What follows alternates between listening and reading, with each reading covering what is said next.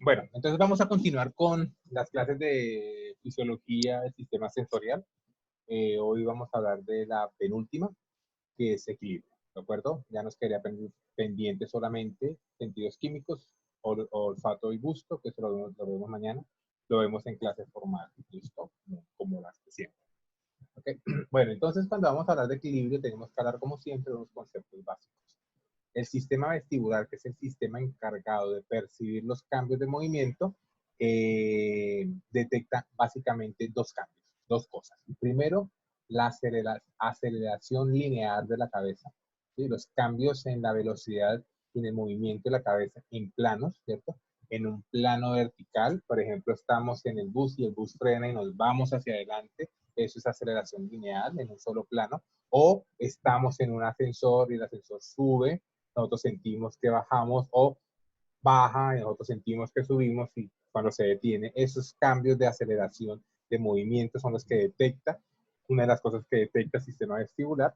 Y lo otro que detecta son los cambios en la velocidad angular, o sea, los movimientos de rotación de un lado al otro, en horizontal, movimientos verticales y movimientos laterales, ¿listo? Entonces son dos cosas completamente diferentes que detecta.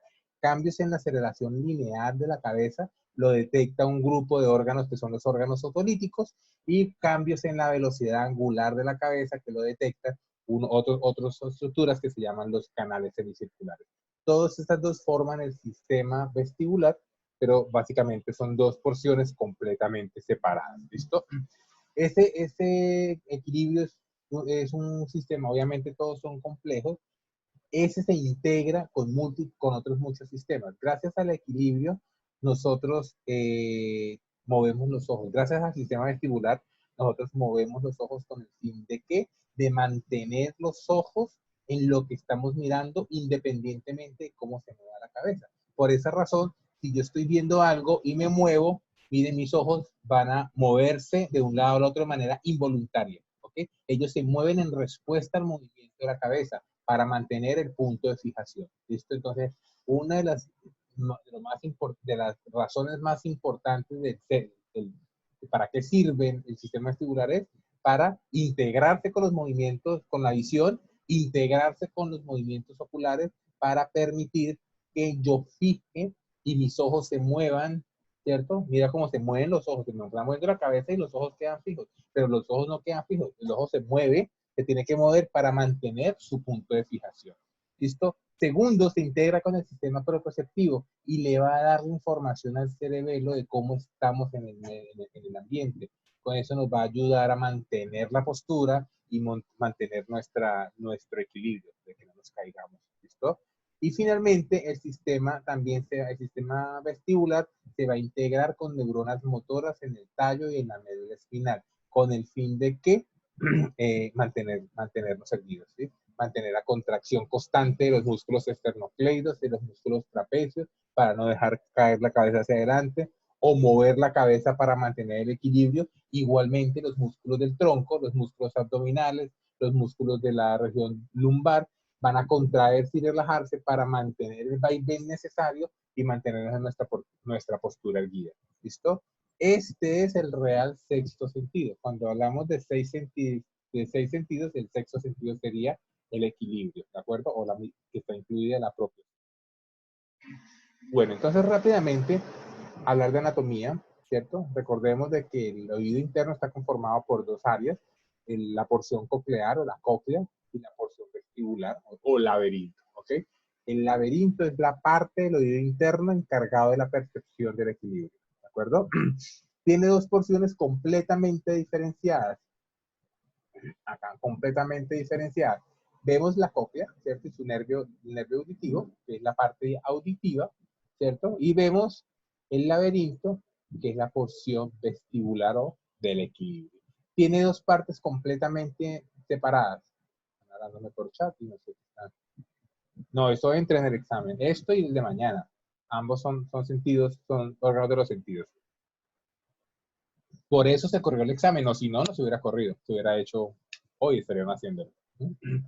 Bueno, entonces, la cóclea, laberinto, y el laberinto se divide en sáculo y utrículo, que son lo que se conocen como órganos otolíticos, que van a percibir los cambios en la aceleración lineal de la cabeza, y están los canales o los conductos semicirculares, que son los que van a percibir los cambios de movimiento de giro de la cabeza.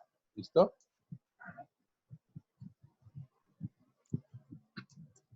Entonces, dos porciones, el sáculo y el utrículo, que son los órganos otolíticos, captan la aceleración lineal e inclinación de la cabeza, y los canales semicirculares lo captan los movimientos de rotación de la cabeza. Acá está el ejemplo, ¿no? La aceleración lineal y la aceleración angular. Uno lo captan los otolíticos y otro los canales semicirculares. ¿Listo? ¿Qué diferencias hay con la cóclea? O sea, el laberinto, todo el sistema, todo el oído interno está conformado por un órgano óseo de hueso, una cubierta de hueso, ¿cierto? Que está unos canales en los cuales se recorre, hay líquido, ¿cierto? Eso es exactamente igual en la cóclea y en el laberinto. Ambos están compuestos por una estructura ósea rellena de perilinfa y también en la porción interna, que es membranosa, que está rellena de endolinfa. Recordemos que la perilinfa es un líquido muy parecido al líquido extracelular y la endolinfa ya es un líquido modificado en la cual hay unas altas concentraciones de potasio a diferencia de la perilinfa. ¿Listo? También, tanto la cóclea como el laberinto, los mecanorreceptores, que son las células ciliadas, se despolarizan cuando los cilios se mueven. Recordemos que en audición, cuando hay un movimiento de la membrana basilar, se mueven los cilios sobre la membrana tectoria y esos movimientos de los cilios van a provocar que se abran mecánicamente unos canales de potasio para permitir ingreso de potasio, y el potasio que es positivo despolariza la célula. Igual pasa en el sistema vestibular. El proceso de transducción es exactamente el mismo. Pero a diferencia de la cóclea, el sistema vestibular va a provocar la despolarización de las células ciliadas es el movimiento de la endolinfa más no el de la perilinfa. Recordemos acá vemos un resumen de todo el sistema del oído interno. Vemos el estribo está comunicado con el espacio perilinfático, el externo, el que está clarito acá. Ese golpeteo que hace el estribo va a provocar ondas que van a viajar hasta el helicotrema y van a mover la membrana basilar que está en la perilinfa. O sea, los movimientos, la transducción se va a dar por movimientos o por vibración del líquido perilinfático, ¿de acuerdo? En el sistema vestibular, la transducción se hace por movimiento del líquido endolinfático. Esa es la principal diferencia en el proceso de transducción. Aquí el que se mueve es las ondas de presión en la perilinfa, y aquí lo que detecta las células ciliadas son los cambios en el movimiento de la endolinfa. Acá vemos completamente separados los dos sistemas, el sistema endolinfático de la cóclea, ¿cierto? Y tenemos acá un conducto que los une, que es algo muy delgadito, que es el conducto Rouniens o remanente, conducto remanente, y vemos el sistema, el otro sistema que es el vestibular, conformado por el sáculo, el utrículo y los canales semicirculares, ¿de acuerdo? Esto en azul es la endolinfa. Recuerden que la endolinfa en la cóclea está en la rampa media, que no se mueve, ese líquido no se mueve, el que se mueve es el del estribo, el perilinfático. Recuerden, acá hace el golpeteo del estribo, manda las ondas de vibración por la perilinfa, y eso va a provocar el movimiento de la membrana basilar. Aquí la perilinfa está quieta, no se mueve. Al mover la cabeza, lo que movemos es la perilinfa a lo largo de este laberinto membranoso, y eso es lo que va a provocar los movimientos ciliares, que es lo que vamos a ver a continuación. ¿Listo? Entonces, igual el proceso de transducción es similar.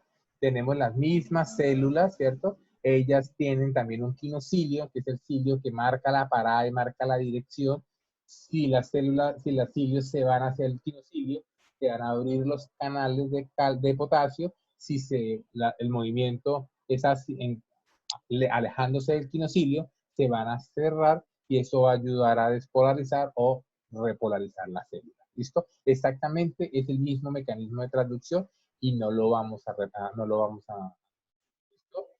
Entonces, ¿qué es lo que hace que se detecte movimiento? Eso es lo que vamos a ver acá. ¿Listo? Entonces vamos a hablar primero de los órganos otolíticos, que son los encargados de detectar cambios en la aceleración de la cabeza y cambios en los movimientos de inclinación sostenidos, o sea, cambios en la postura de la cabeza. ¿Listo? Se llaman órganos otolíticos porque tienen algo que se llama la membrana otolítica. Me voy acá a la gráfica. ¿Listo? Entonces, tenemos el sáculo, que es este, y el utrículo, que es este, básicamente son bolsas de líquido. ¿Listo? Dos bolsas de líquido que están recubiertas de una membrana o un epitelio, ¿cierto? Este epitelio, aquí están las células ciliadas en el epitelio y están repletas de líquido, ¿de acuerdo? Entonces, ese líquido es líquido, pero por encima hay como una especie de gel lleno de cristales de oxalato de calcio. Esos cristales se llaman otoconias y esta membrana se llama la membrana otoconial, la membrana otolítica. Esta membrana otolítica es como un aceite, ¿sí? Es gelatinosa y está flotando por encima del líquido, de este que es la endolinfa, ¿listo? De tal manera que, voy a poner el ejemplo del vaso, si yo inclino, pues obviamente se va a mover esa membrana que hay encima y se va a inclinar y se va a ir en una dirección. Dependiendo de la dirección que se vaya, pues obviamente se van a mover los cilios, porque estos cilios están casi pegados a esa membrana autoconial, a esa membrana otolítica. ¿Listo? Entonces, los movimientos de la cabeza van a hacer que el líquido endolinfático que está dentro de los órganos otolíticos, que es el sáculo y el utrículo, van a moverse. Eso, como esta membrana es mucho más pesada, se va a desplazar por encima del líquido y eso es lo que va a provocar los movimientos de los cilios. ¿De acuerdo? Entonces, acá vemos la cabeza en posición normal, vemos cómo están quietos, está la membrana otolítica está acá arriba, están los cilios en posición neutra.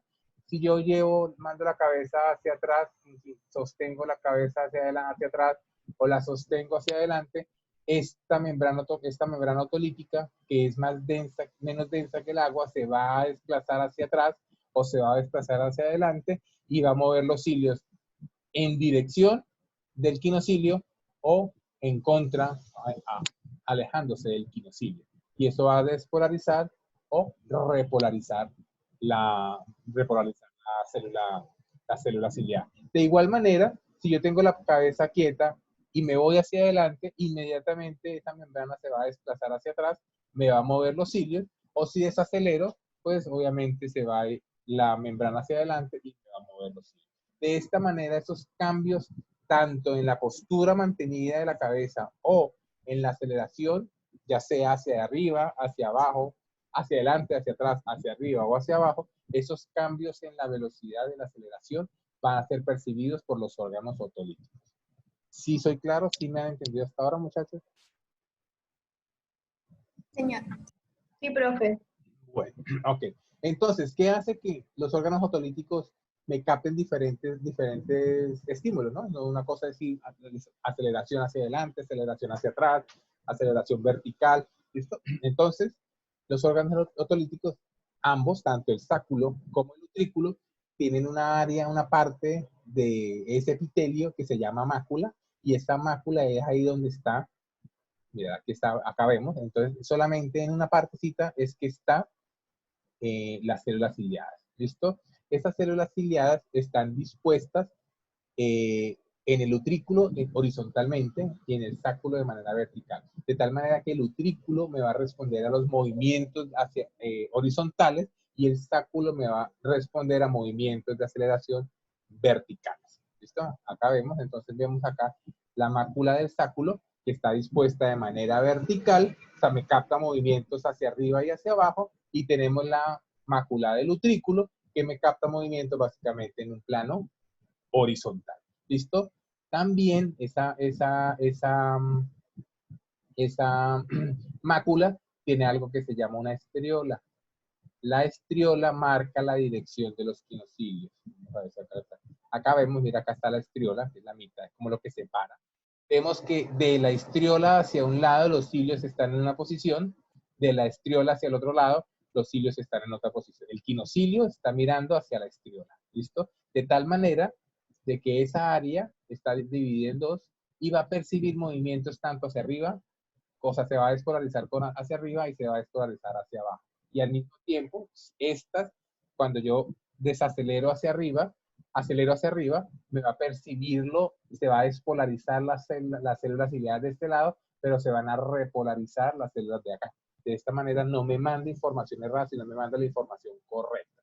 Yo al irme hacia adelante, estimulo unas y apago las que dan información que voy hacia atrás y viceversa. De esta manera logro contrarrestar que no haya una doble estimulación. ¿Listo? Entonces, esta estriola me va a marcar como la forma, la disposición de los cilios, y en este caso, si la aceleración es hacia atrás, por ejemplo, hacia adelante, la membrana otolítica se va hacia atrás, se me van a desplazar los cilios hacia atrás, y miren, en este caso, se alejan, se acercan al quinocilio, o sea, se despolarizan, y en estas se alejan del quinocilio, o sea, se hiperpolarizan, o sea, se repolarizan.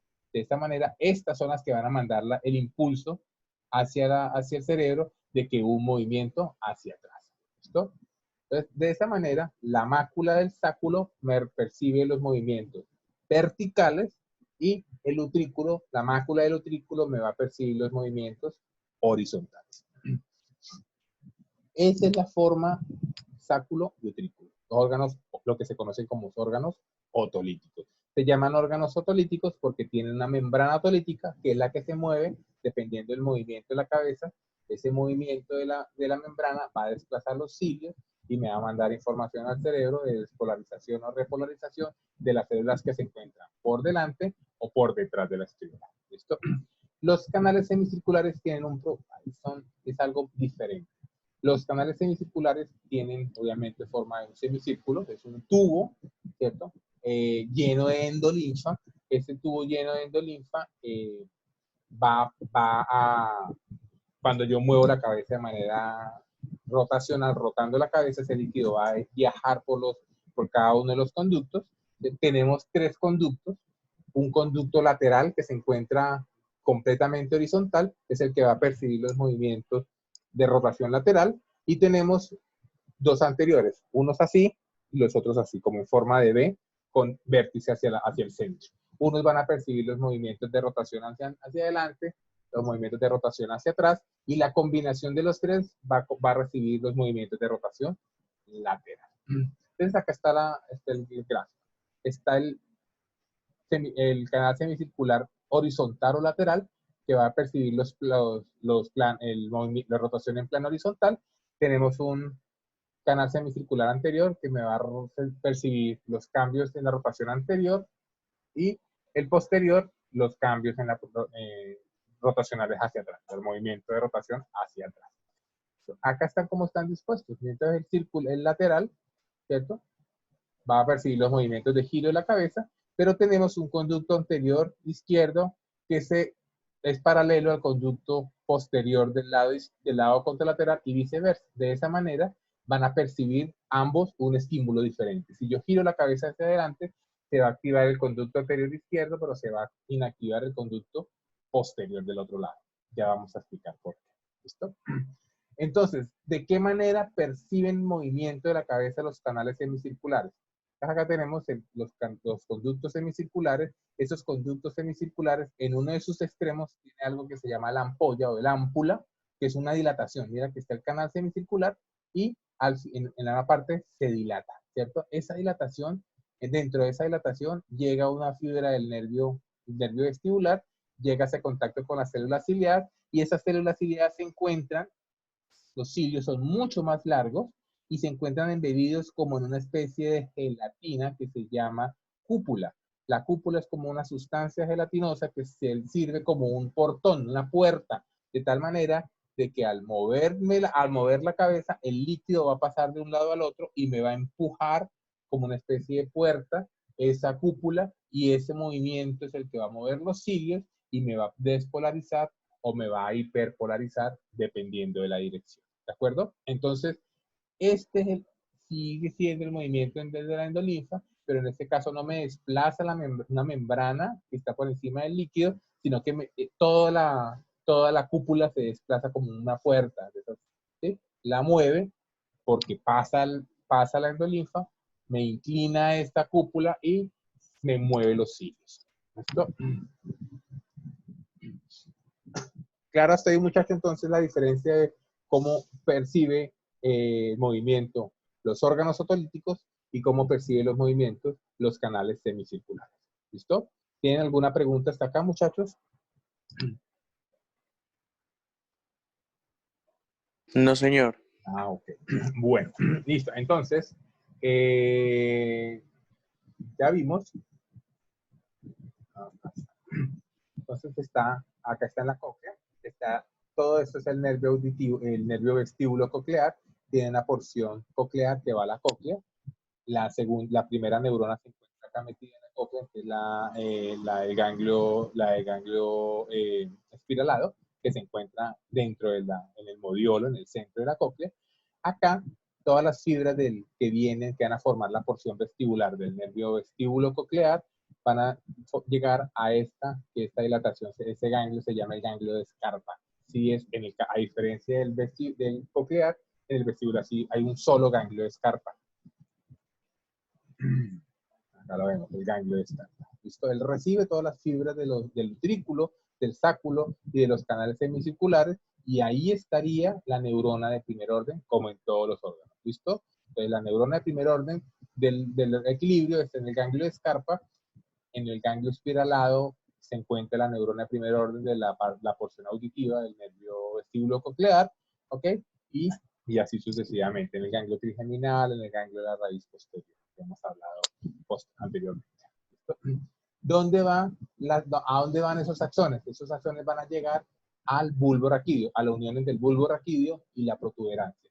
Ahí van a llegar a un grupo de núcleos que son los núcleos vestibulares. Recuerden que cuando hablamos de anatomía de tallo, esos están en el bulbo raquídeo, muy cerca de los pedúnculos cerebelosos inferiores, muy cerca también del piso del cuarto ventrículo. Ahí se encuentran los núcleos vestibulares. Ahí estaría la neurona de segundo orden de las vías vestibulares. ¿Ok?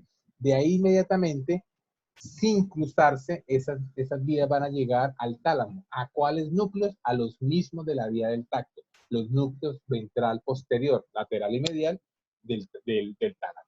Ahí va a llegar la misma información. O sea, estas mismas neuronas comparten, las neuronas del tacto comparten con las neuronas vestibulares. ¿Listo? Entonces, la neurona de tercer orden se encuentra en el tálamo. ¿Listo? Acá vemos entonces la vía, ¿cierto? Los núcleos vestibulares van a mandar la información al tálamo y de ahí la van a mandar a la corteza. Llama la atención de que esta información es la misma que la manda al otro lado. O sea, ambos tálamos reciben la misma información. O sea, reciben una información mezclada. Por esa razón es tan fácil engañar al sistema vestibular. ¿Listo? Porque ellos reciben mucha información, y cualquier cambio, cualquier alteración en todas esas aferencias diferentes, por ejemplo, lo que yo veo, o lo que yo escucho, o lo que yo siento, puede cambiar la percepción de mi equilibrio. Por eso es tan fácil perder el equilibrio, es tan fácil engañar el sistema del equilibrio, porque el tálamo recibe dos dobles aferencias, la de un lado y la del otro. O sea, fácilmente me puedo marear. Por eso es fácilmente uno se marea en los carros, se marea en los aviones, se marea en los barcos, se marea durante un terremoto, durante una sacudida, por esa percepción. Y porque se rompe la relación entre lo que yo estoy viendo, lo que yo estoy sintiendo y lo que está sintiendo mi órgano vestibular. Cuando hay un desequilibrio en cualquiera de esas tres, inmediatamente se puede alterar el equilibrio. Lo que pasa es que vamos caminando o vamos corriendo y de un momento a otro nos apagan la luz. Muy posiblemente nos vamos a caer porque perdemos el equilibrio, porque perdimos el apoyo visual. ¿Listo? Entonces vemos acá esos núcleos vestibulares, que son 4, van a mandar información a un tálamo, pero también la van a mandar al 8. ¿Listo? Esta sería la neurona de tercer orden, como les dije, y desde ahí la información viaja hacia la corteza vestibular. La corteza vestibular se encuentra en dos áreas. No hay una corteza vestibular propia, ¿cierto? Hablamos de dos cortezas vestibulares primarias. La que está en la cara, que es la encargada, la que recibe la información de los movimientos de rotación, y la que está en la corteza parietal, en el área 5, en este pedacito de la corteza parietal, ahí está la corteza encargada de los movimientos que vienen de los órganos otolíticos. ¿Listo? Hay dos áreas, dos cortezas. Una corteza para los movimientos rotacionales de los canales semicirculares, que está en el giro poscentral, cerca de la representación del tacto de la cara, y Otra en la corteza parietal posterior, en el área de Brodmann 5, ahí recibe los movimientos de aceleración, los que vienen del sáculo y del utrículo. Entonces, conductos semicirculares y sáculo y utrículo. ¿Listo? Aparte de esta vía, aparte de la vía que informa al tálamo que nos estamos, o sea, que somos conscientes de que estamos moviéndonos, también hay otras vías vestibulares centrales, y estas vías no pasan por el tálamo, y al no pasar por el tálamo, pues no somos conscientes de ellas, ¿sí? De esta manera desencadena una cantidad de reflejos involuntarios, de movimientos involuntarios que nosotros constantemente estamos haciendo y dependen del sistema vestibular. El primero, la vía vestíbulo ocular, que va desde los núcleos vestibulares hacia los núcleos oculomotores a través del fascículo longitudinal medial. Tenemos acá el ganglio de Scarpa, tenemos los núcleos vestibulares, principalmente el medial es el encargado, ¿sí? Esta información, este núcleo vestibular manda información doble, manda información que activa un músculo de un lado, inactiva el músculo del otro y también activa por medio del fascículo longitudinal los otros núcleos oculomotores. De esta manera, si yo me muevo hacia este lado, sería hacia el lado derecho, digamos hacia el lado derecho, si yo me muevo hacia el lado derecho, se me activa el núcleo vestibular del lado derecho, ese núcleo vestibular me activa el núcleo de la adducens del otro lado y me inhibe el del lado contrario. De esa manera se me va a contraer el recto lateral, o sea, voy a mover el ojo hacia allá y voy a contraer el recto medial de este lado por la comunicación que hay con el fascículo longitudinal. De tal manera que si yo muevo la cabeza hacia allá, mira que mis ojos se va a contraer el recto lateral de este lado y el recto medial del otro. De esta manera yo mantengo mi visión, mi punto visual, a pesar de que yo muevo la cabeza. ¿Listo? Esos movimientos se dan por la vía vestíbulo ocular y me comunican los núcleos de los nervios oculomotores con la vía vestibular. ¿Listo? Por medio de el famoso fascículo longitudinal medial que lo vimos cuando pintaron el tallo cerebral. ¿Listo? Okay. Bueno, claro hasta ahí, muchachos, ¿cierto? Entonces, de esta manera, esto lo vamos a ver un poquito mejor cuando hablemos de movimientos oculares. ¿Okay? Otra vía es la vía vestíbulo cerebelosa. ¿Sí? Como su nombre lo dice, va desde los núcleos vestibulares que reciben la información del movimiento y la mandan directamente hacia el cerebelo, específicamente hacia el lóbulo flóculo-nodular. Ese lóbulo flóculo-nodular, recuerden que es la porción del cerebelo encargada de percibir los cambios, de integrar el equilibrio. ¿Listo? Entonces, obviamente, ¿qué es lo que hace el cerebelo ahí? Él recibe la información de cuál fue el movimiento de la cabeza que hice o del movimiento de mi cuerpo e inmediatamente manda información a los músculos para contraerse, relajarse, los músculos posturales para mantener el equilibrio. ¿De acuerdo? Acá vemos entonces el núcleo vestibular manda la información, acá el vestibular manda la información hacia el cerebelo y el cerebelo devuelve la información hacia los mismos núcleos vestibulares. De esa manera, esta vía, tanto la vestíbulo cerebelosa como la vestíbulo espinal, básicamente lo que hace es mandarle la información al cerebelo de qué movimiento hizo mi cabeza en el espacio, ¿cierto? Si se corrió, si me moví, si aceleré, si desaceleré, e inmediatamente el cerebelo me va a responder al mismo núcleo vestibular, ¿sí? Y ese núcleo vestibular va a mandar axones motores por el tracto córtico espinal anterior, que es el involuntario, para contraer o relajar los músculos postulares. ¿Me explico? Si yo voy en el bus y el bus frena, yo me voy hacia adelante, ¿yo qué tengo que hacer? Mis músculos del dorso, de la espalda, tienen que contraerse para mandarme hacia atrás y mantener el equilibrio. Ese movimiento, entonces lo manda vestibular, cerebelo, y el cerebelo lo manda nuevamente a los núcleos vestibulares, y los núcleos vestibulares mandan información motora involuntaria a los músculos posturales por medio de un fascículo que ya vimos,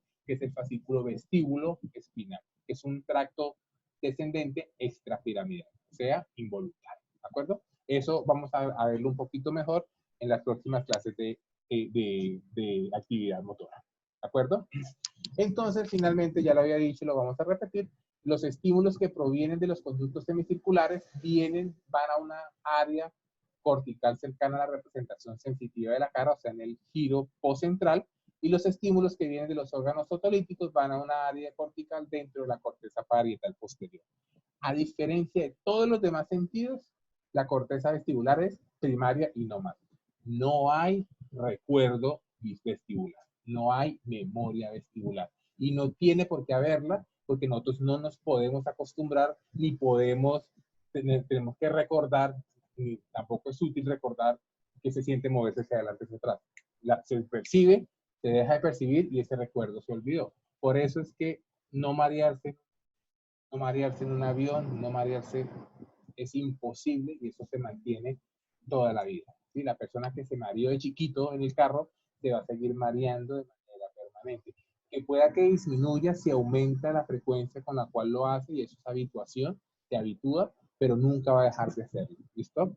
Entonces, al niño que se mareaba de chiquito, por ejemplo yo, se va a marear siempre y siempre va a tener que tomar el mareo antes de viajar para evitar marear. ¿Listo? Porque no hay memoria vestibular. ¿Listo? Chicos, ¿alguna pregunta?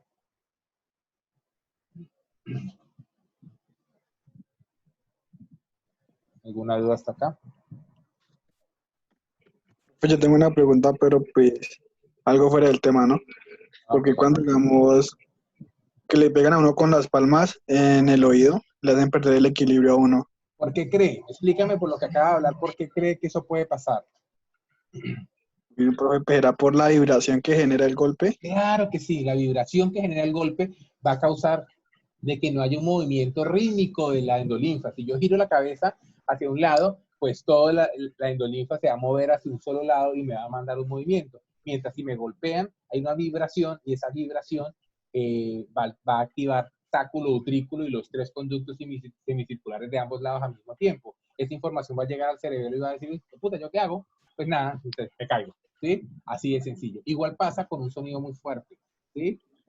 Lo que se llama un trauma acústico. Si yo recibo un sonido muy fuerte, esta perilinfa que vibra en el sistema coclear también vibra en el sistema vestibular y puede provocar movimientos linfáticos que puede provocar pérdida del equilibrio. ¿Listo? Entonces, por eso puede perder uno el equilibrio por un sonido muy fuerte o por una vibración, un golpe en la cabeza, que no es por el golpe directamente, sino por la vibración que produce, que me activa todos los 6 sistemas de un lado y del otro al mismo tiempo. Y eso causa que sencillamente el cerebelo se dé por vencido. No pude, no sé qué hacer, se apaga y pierde uno el equilibrio. Profe, una pregunta, ¿qué causa que de pronto se le salga agua sangre del oído? No, eso es un problema meramente de oído medio, ¿no? Una infección. Recuerden que el oído está comunicado con la garganta por la trompa faringotimpánica. Entonces, cualquier infección, ¿sí? A pesar de que el oído medio está tapado y está sellado del medio externo por el tímpano, pueden infecciones en la garganta irse hacia el oído y pueden provocar otitis media.